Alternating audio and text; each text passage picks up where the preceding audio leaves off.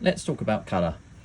All of the 4 pictures that you're seeing of the car were all photographed using the same lighting.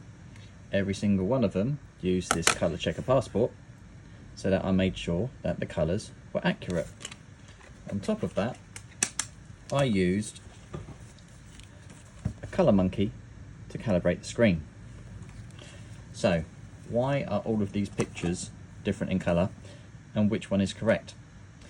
Each of them, as I say, was shot with the same light, so that means that the output white balance on each light was the same. So in theory, all of these colours should be the same. But we're dealing with a reflective subject, so actually whatever is the light's reflecting off of is what's going to adjust how the colour looks.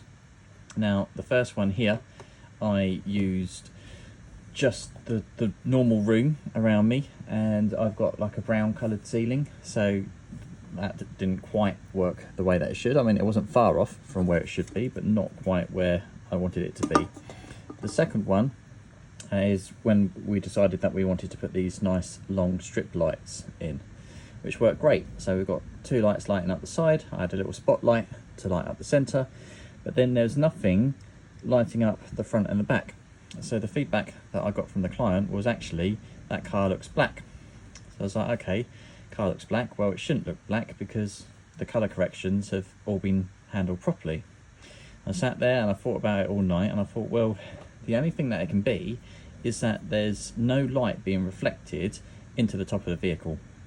And so actually what I need to do is I need to introduce some light into the top of the vehicle, but reflected off of a white surface. So this morning, pulled the lights out again, and here you can see that the car looks a little bit more like the green that it should be.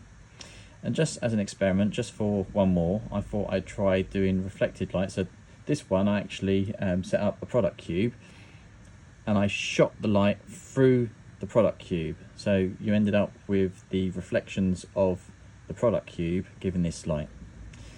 This one was done slightly differently, so I used a reflector and I shot the light up onto the reflector, then the reflector then lit down. But this colour come up very similar to what this one was.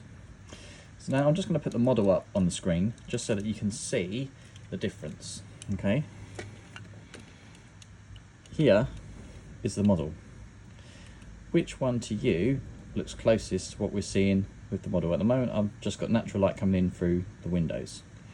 I think the first one was quite close.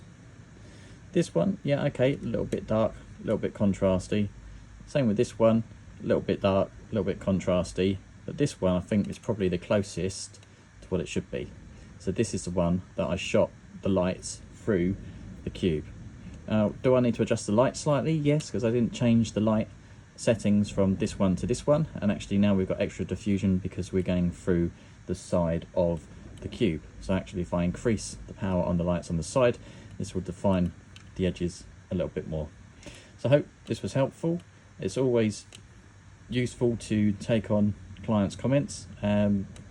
Obviously I was a little bit defensive when I first got the colours wrong, because I made sure that the colour was correct. But as I say, it's not always about the colour correction, it's about how you like the subject.